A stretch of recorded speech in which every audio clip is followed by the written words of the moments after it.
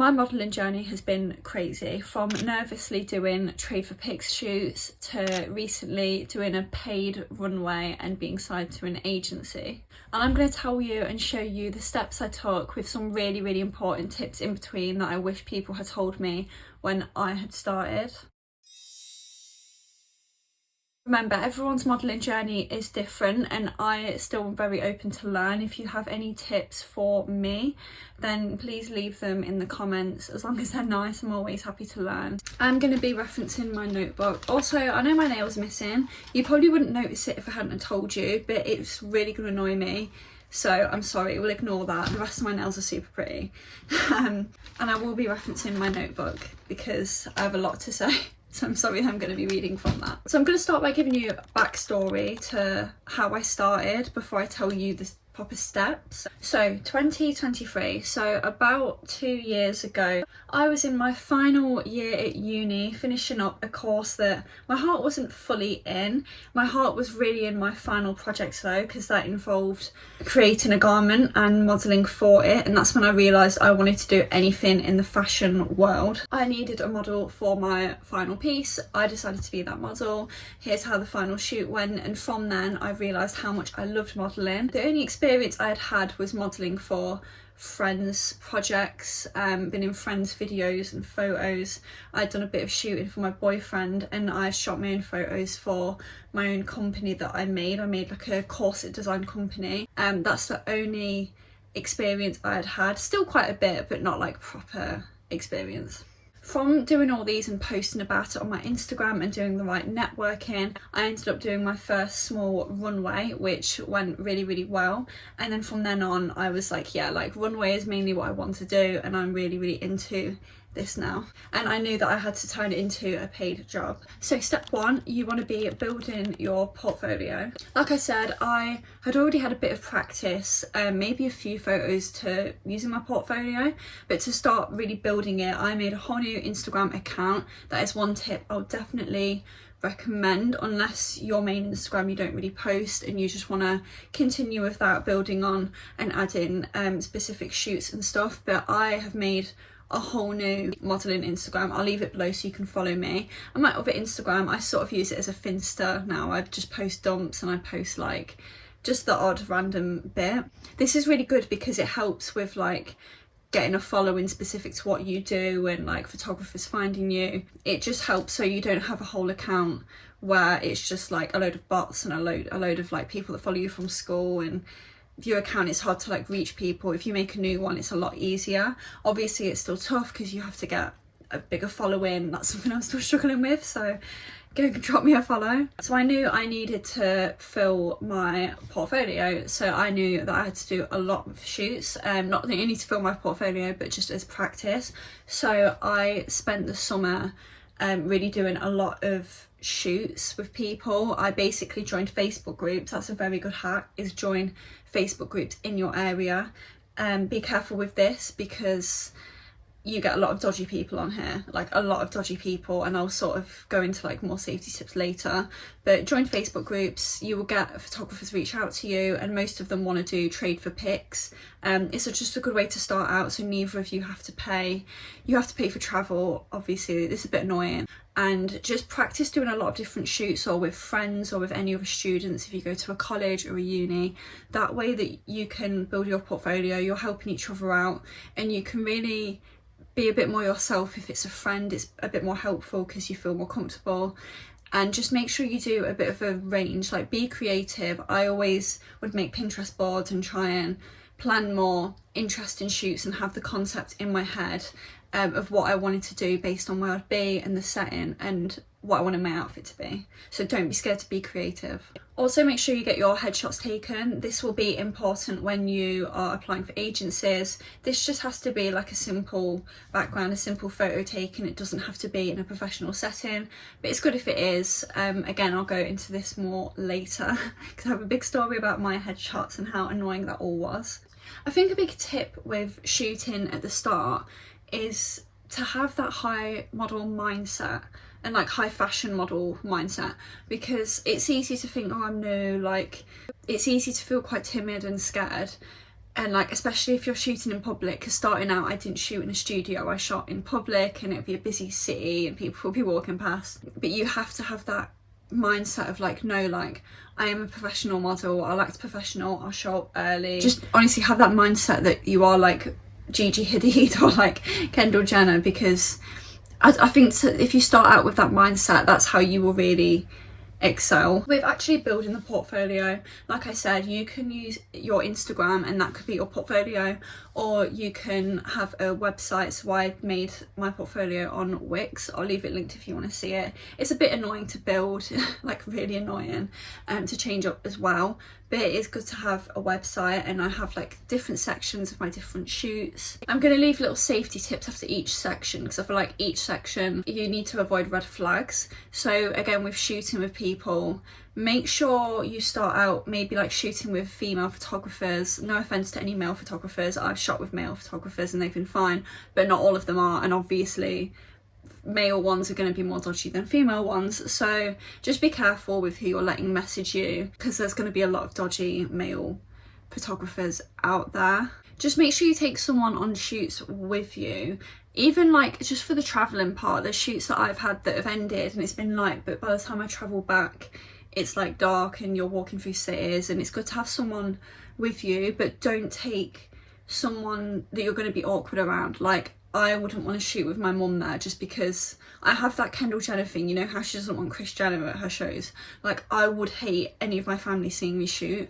I just would. Like, my boyfriend I don't mind, but yeah, I just couldn't be fully myself if like my family were there. So just bring like a friend or someone that isn't going to put you off, or that even can just wait in like a cafe nearby. I was building my portfolio for about 1.5 years before I started proper looking for paid jobs. I mean, I always wanted to do paid jobs if the opportunity came up, but I was like, I'm going to give myself like 1 year or 1.5 years just to, until I'm fully confident that my portfolio is full and I'm happy with how it looks. During that portfolio building time, I still had good opportunities. Like I said, I did the runway, and I also shot for a clothing company called NII Studios. I'll put the photos on screen. Okay, so step 2 is networking, and networking is as important as people say it is. You need to be brave and bold and take risks when it comes to networking. You really need to push yourself. I know I had to. I have this complex where I just hate socializing, but like I hate replying to emails, I hate replying to messages. If someone that isn't my boyfriend messages me, even saying like, oh, how are you, I hope you're doing well, I'm just like, oh my god, they hate me. Like, I have this weird complex of messages. But you have to be brave with messaging and reaching out to people. I remember at the start of my journey, I reached out to people. I planned a whole shoot with photographers, and 2 years later they've still not got back to me, which I think is a bit annoying and unprofessional. Like, you can at least get back to me saying, you know, sorry about the hold up, or they've got back to me just now saying we don't need people, and then now they do, and that's fine. Like, but yeah, like, you have to be bold even if people don't get back to you, even if people fall through, because I've had that as well. Photographers just like forget or not do the shoot. Yeah, like you have to expect that happens. So just like, don't take it to heart if something like that happens. Definitely with your social media, follow other models similar to you. It's really good to collab with photo shoots I've had in the past, when it's been like 2 photographers that are friends shooting me, or if you collab with another model, then you can do the collab feature on your Instagram posts, and that gets you a lot of followers. I've had so many followers from doing the collab feature, so definitely do that. Just with being brave with contacting people, just think, what's the worst that can happen? They say no, like, oh well, you know? Like, just be brave, get contacting, emailing people. During this whole process, I set my rates as well, which in the end I didn't need to use because I got signed in the end anyway, but I did set my rates. Setting rates is very confusing, but definitely do some research and just set some rates, because even if you're not signed yet and you still want to shoot, you don't want to be working for free forever. So definitely get your rates set. And I got to a stage where I was telling people, especially now I'm signed, people want to work with me and do fun trade for pics, but I'm like, I only do paid jobs now, unless it's with a photographer that I really shoot well with and it can work well in my portfolio. I have about 2 or 3 in my head that I just go straight to because I love them so much and I work so well with them. Other than that, I'm only doing paid stuff, and so should you, because if you've been building your portfolio for so long and it's full and you just need paid jobs now, then just be strict and set your rates and stick to them. Okay, so step 3, this is the really important bit because this is the getting signed bit, and I'll tell you how I got signed and the whole story of my headshots and everything. So before even getting signed to my agency, I was having a nightmare trying to get headshots because I realised I hadn't done many studio shoots and I hadn't got any like solid headshots down that were simple enough to send to an agency, because a lot of them just say like just send in natural lighting and don't wear makeup and all of that. So I kept trying to retake headshots like so many times. It was just so annoying to do. I felt like it's really hard to get into that headspace when someone's just in front of you with a camera and you're just like in your room, no makeup on. I struggled a lot with getting my headshots, and I did go to get some taken professionally and I ended up using some of them, but the headshots, the photos that got me picked or that I sent to the agency that I'm now with, this is so funny to me. Basically, I used these photos for like the full body. One of them was actually taken from my TikTok, like a chill TikTok I just did in my room, and I ended up screenshotting it because I really liked how it looked. A few of them were from the studio shoot I did. But my face one, this one, that's serving face card, I love this photo. Basically, so this photo, I'll show you the full thing. This was taken night 1 in Paris. Me and my boyfriend had been travelling all day. We'd got the flight there, got all the trains there. I had the world's worst migraine. I was like crying like the hardest I'd ever cried because of the stress of travelling and my migraine.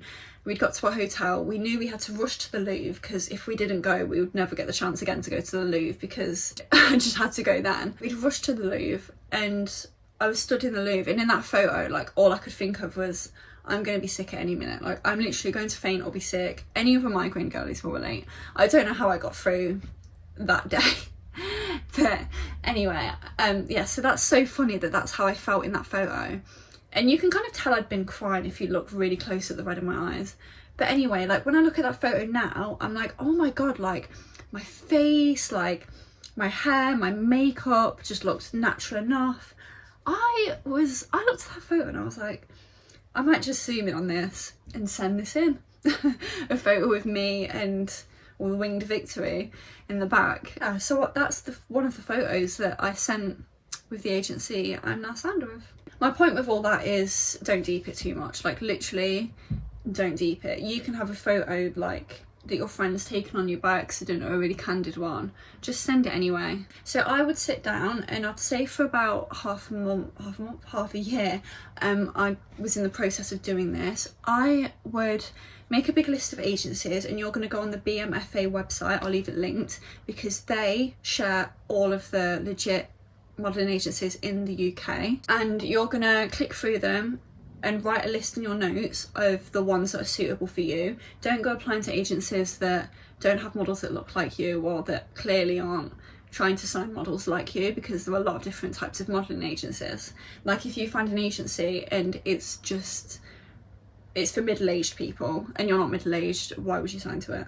And I would sit and I would apply. If you go on them, it's really easy to apply. You can send the photos, sometimes you send a little cover letter, and I would just do this and I would get replies back. Sometimes you don't get replies back, just saying we've rejected it or whatever, and I would just keep doing this, and if they reject me I would just try new headshots, send some more. I would just keep doing this, and you have to be very persistent with this. It's good to try local small agencies. The one I'm with now is more local to me, and yeah, I got a follow-up from the one I'm with now, asking for an interview, and yeah, I'm now signed with them. Safety tips, of course, make sure they're legit. Through the BFMA they will be, but just double check, give them a Google. You should not have to pay anything to be part of the agency. Like, make sure you read the contract through and make sure there's no fees of like, if you have to leave, or it's a common one for like, if you leave you have to pay this amount of money, don't accept any of that.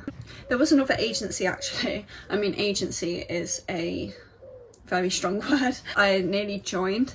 It was kind of this guy setting up this company and I joined it, and that all fell through because I chose to leave because things just felt quite dodgy with it, and the way that other people in the agency were, just things to do with money and stuff, it didn't feel right, so I chose to leave. So just always like follow what you feel is right and wrong with these agencies, especially if it's a startup one.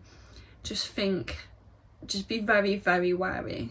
So yeah, currently I am signed. I'm always practicing and just always practicing being a better model. I look after my body, exercise. I look after myself as a model because that's important. The work doesn't stop just because you're signed. I hope these steps helped. I tried to mix in like simply putting out the steps and giving you tips and safety tips in between, so I hope they helped. Please remember them, especially if you remember anything, just remember the safety tips. If you have any messages for me directly, then leave a comment or message me on my Insta, because I'm always happy to help like fellow models out, because I know how it is when you're starting out, and I see other models tend to gatekeep or not really tell you how it is or the real process. So if you have any questions, please message me. I hope you enjoyed this video. I hope it helped. I will see you next time for a new video. See you later.